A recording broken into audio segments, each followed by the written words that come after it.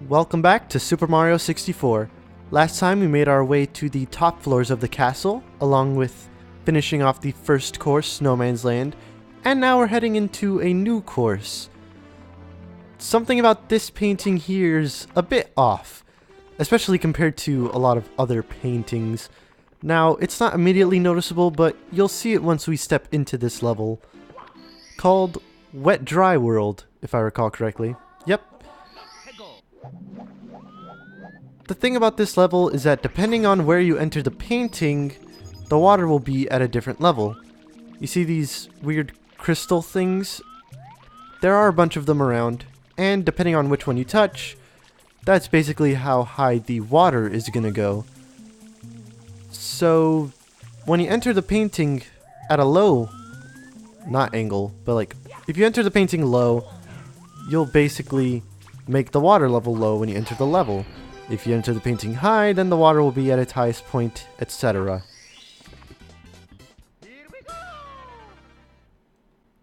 I just entered the painting low again because of, well, I didn't enter it low. I guess I entered it at the middle point. Well, that's good enough.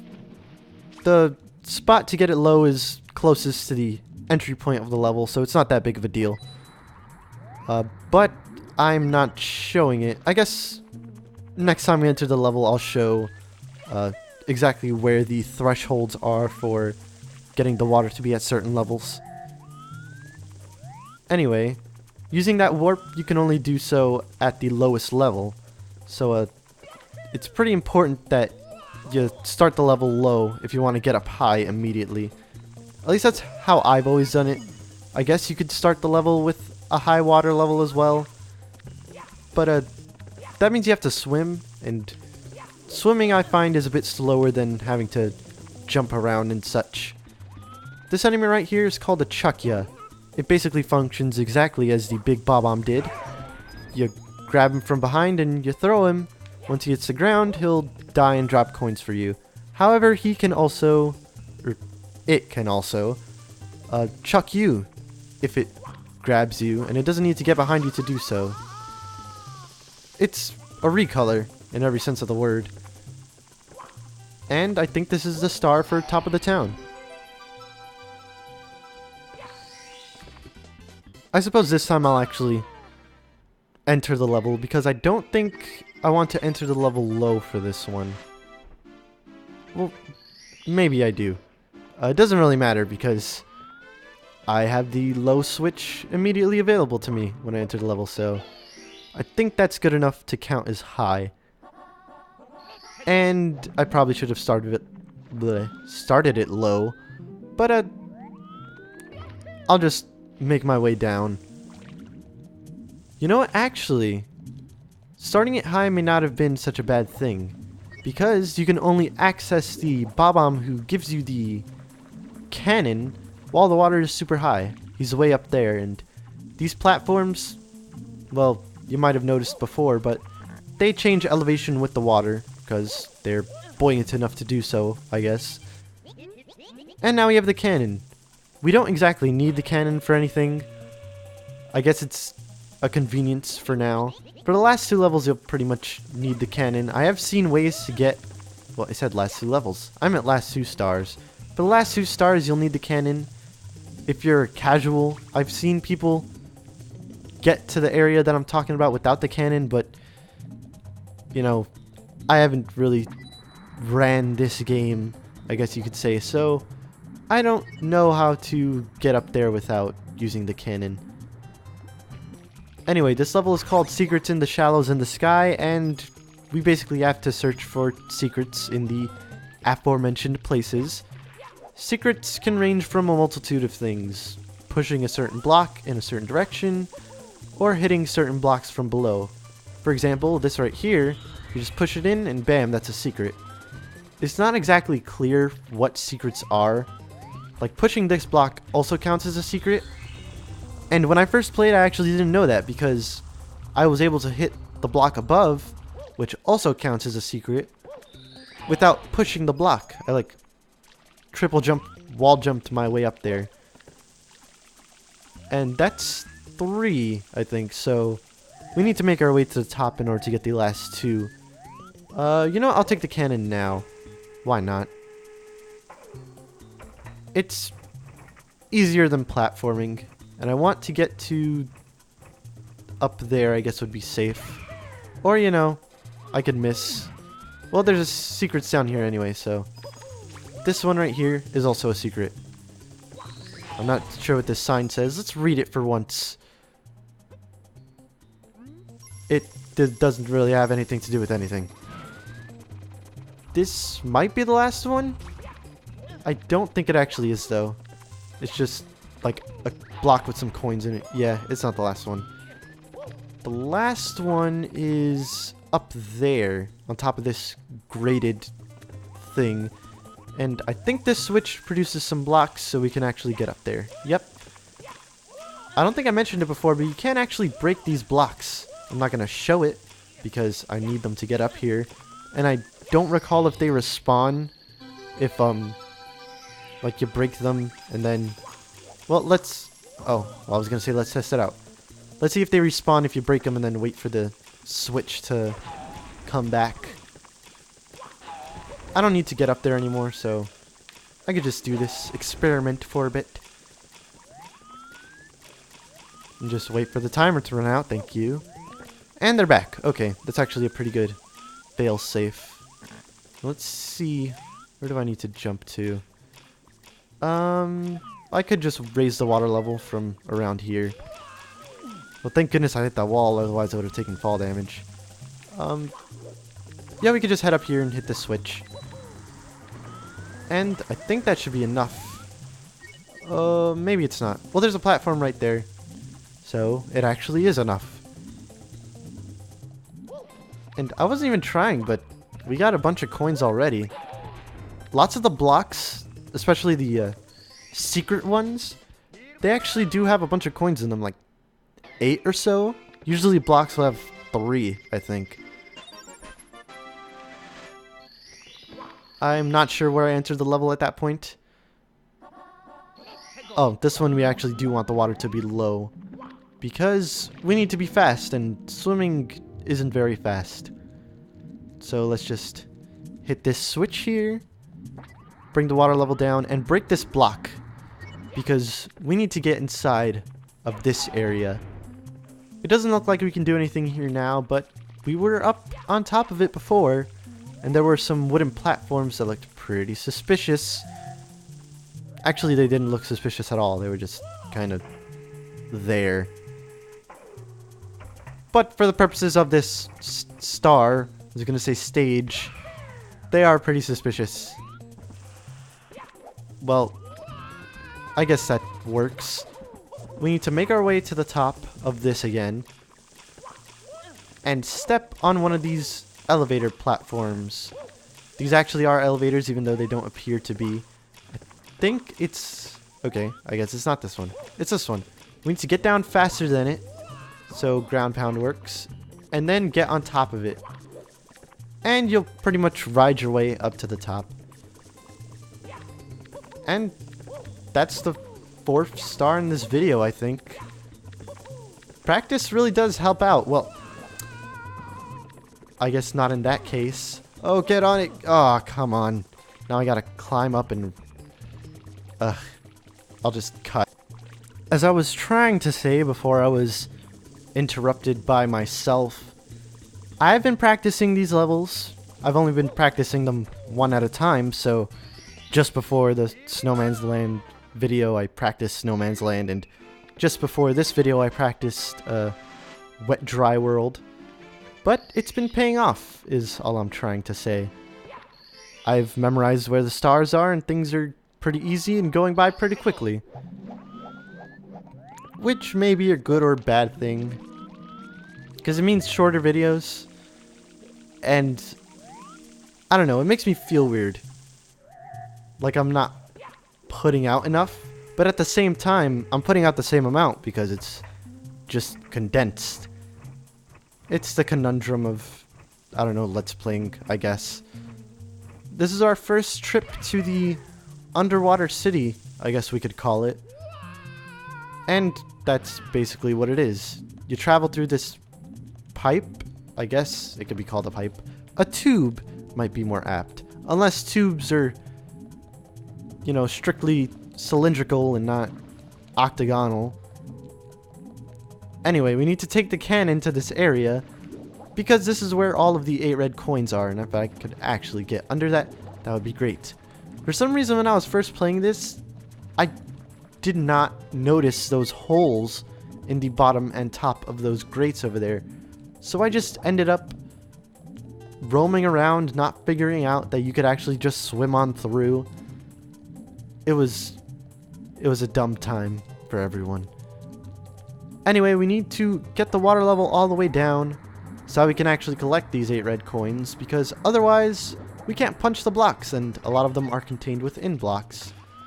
I haven't actually pressed this switch before. I don't know what it does, and nor can I see what it actually does immediately. Well, we'll just leave that be for now. We got red coins to collect. The first couple that I like to go for are up here. Well, if I could actually wall jump correctly. Oh, come on.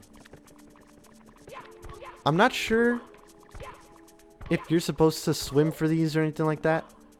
But you break the blocks and there's red coins inside. Pretty much how it goes. Also, jumping underneath blocks. I don't think I ever said that actually breaks blocks, but it does. Oh, dang it. Well, I could get up there with a backflip. Most of them are contained within blocks, if not all of them. I'm not even sure what I was trying to say before about changing the water level.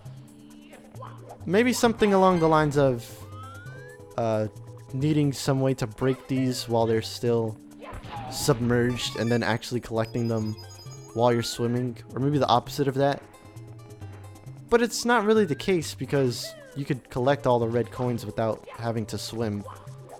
And I think you need to be able to do wall jumping like that in order to get those two. Maybe that's what I was trying to talk about. Like, that's a bit of a difficult wall jumping challenge there. And I don't think a lot of people could get that on the first or second try, because wall jumping is kind of odd compared to other Mario games. I've talked about it before, but there's no real set trajectory that Mario goes. I mean, there definitely are. There are places that are impossible for him to go, thus the amount of places he can go are limited. But in something like Mario Galaxy, Mario jumps straight off of a wall. Like, parallel, or is it perpendicular to the wall? In this game, you could kind of jump off at odd angles. I'm pretty sure I've talked about it before, but you can have two walls like this, like making a corner like this. Jump off of one and then jump to the other wall. It's pretty odd, and I don't think I have enough skill to show that off. Well, now I kind of want to try. Oh, hopefully I don't get burned by that thing. Well, I just need enough speed. I guess from here would be good. I want to jump to this wall here. Oh, well, it didn't work. Maybe if I side flip onto it? No. I'm just kind of wasting time, but with all the extra time that I have, I can. So I'm gonna. And I'm also gonna give up because I honestly can't figure out how to do it. And that was that a fish?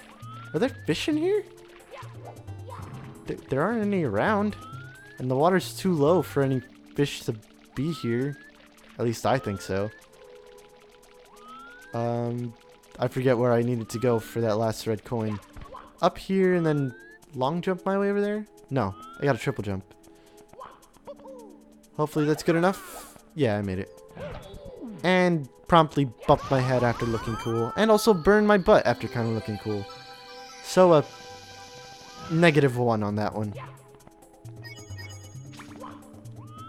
And again, we got a lot of coins here without really trying. I mean, more than half of them were, well, actually less than half of them were because of the 8 red coins.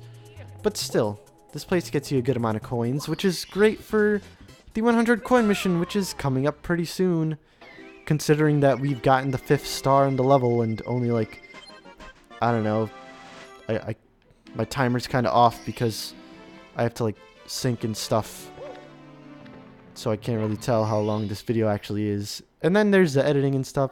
That's just kind of, what's the word, meta, I guess, things. There's no need to talk about that. Let's head back into the town thing. I don't think it has a proper name. Just kind of call it the underwater town or something like that. Oh shoot, I didn't even notice that it was all the way to the right there. I was very tempted to say left. I don't think you can ever overshoot this. There might be an invisible wall. But if you can, that'd be pretty mean. Because you need to get a pretty precise angle in order to actually make it to there. In terms of mathematics, I'd say around 45 degrees will get you the best distance. It's a bit hard to tell when it comes to the cannon. Basically, the midway point between the very lowest you can go and the very highest you can go is kind of how I measure it out. And I've kind of gotten used to it. I'm good at assuming when it comes to math, I guess. Estimating, that's a word. Assuming is not for math. Anyway, I forgot to read the title for this one, but I already know what it is. We need to make the water level as low as possible, then grab that invisible cap, or vanish cap rather, because there is a vanish cap around here. It's right over there, if the draw distance would actually show it as soon as I start talking about what I'm talking about. But we can use this vanish cap to walk through a lot of these walls and get to the area we need to. For some reason, it'll let you walk through. And they call it a race. Like, this level's called the race through downtown or something like that. Yeah, quick race through downtown. I thought this meant that you had to get the metal block that's all the way at the top and then use that to go underwater and get the vanish cap, and then use the vanish cap while underwater to get through this grate and then get all the way up by swimming. But no, you could get up by like wall jumping, which I am trying to do. There we go. Oh, well, maybe I should wall jump against this wall instead. Like so. There we go. And that's basically the 6th star. It's a very easy one and very misleading name on this star. Anyway, I'll jump back in to get the 100 coins. My song of choice for today is another pick from The Legend of Zelda Ocarina of Time, this one being Zora's Domain. I was gonna make a joke about how it's the only song other than Gerudo Desert that I can remember from Ocarina that isn't an Ocarina song, but then I suddenly started remembering all the other songs and that point became kind of moot. Anyway, I forgot to talk about a certain enemy in this area. I don't have a name for it, I couldn't find one, but it's basically that thing that kind of follows you around and has a platform underneath it. It'll flick you upwards, and when it does, hitting the ground that's on the same level as it basically means you're taking 2 slices of damage. And if it shoots you up to another level, you're pretty much safe. If it's above you, and if it's below you, you'll take like 4 slices of damage. Something I did here that I didn't even know about is that if you press the R button, the camera will lock behind Mario and, you know, actually follow him, which is pretty neat. Also, the blocks that I said contained 8 coins only contain 10, and that's pretty much the end. And look at that, I didn't even need to go into the town area to... Well, don't tell me. It's too high for me to actually get. I didn't have to go into the downtown area to actually get any of the coins hanging out around there. So, that's pretty cool. Now there's kind of nothing to do though. I don't want to get sent back all the way to the beginning, so I'll just grab a star real fast and meet you outside. And there we go, that's the entirety of Wet Dry World. I almost forgot the name for a second there. Done and dusted. I guess I'll just roam around here for a bit.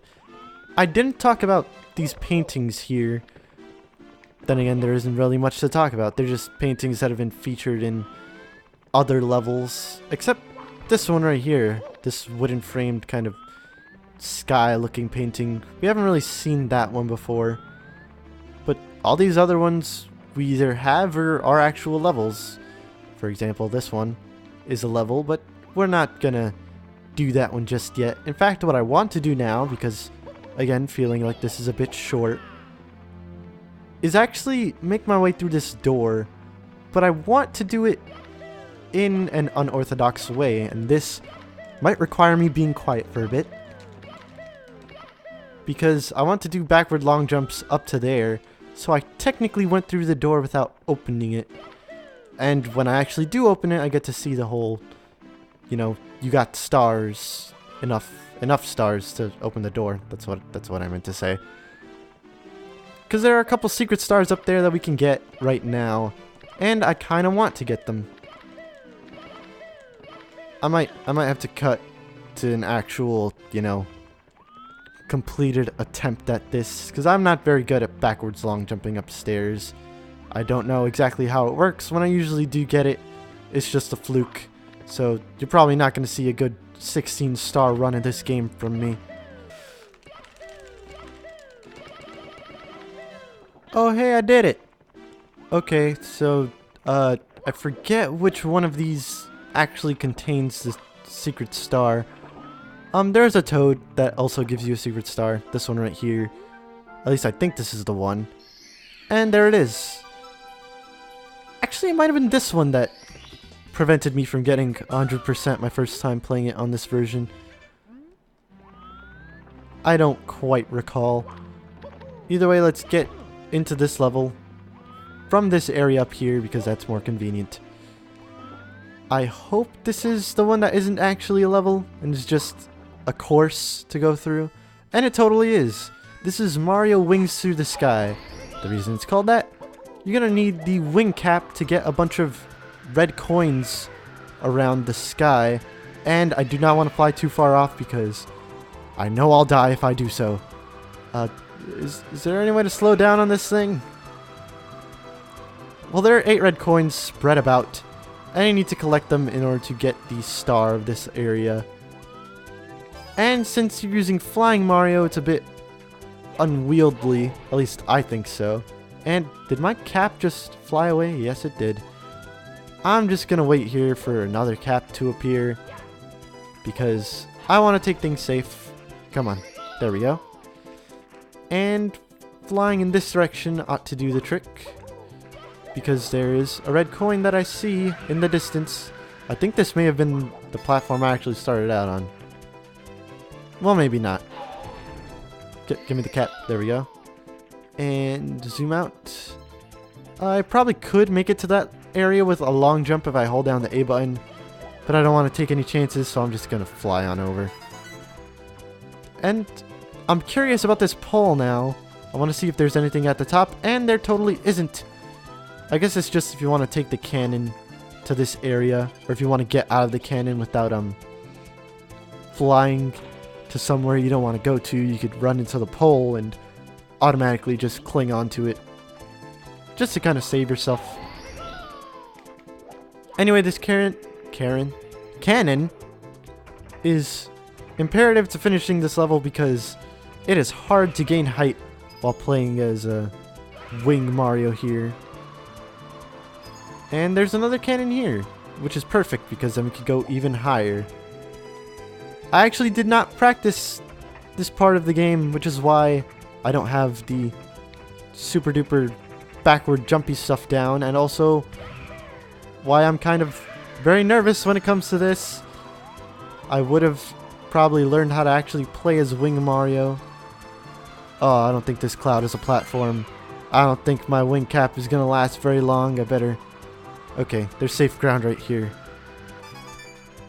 And the last 3 coins might actually be at the poles, because there's a bunch of poles underneath one of the platforms.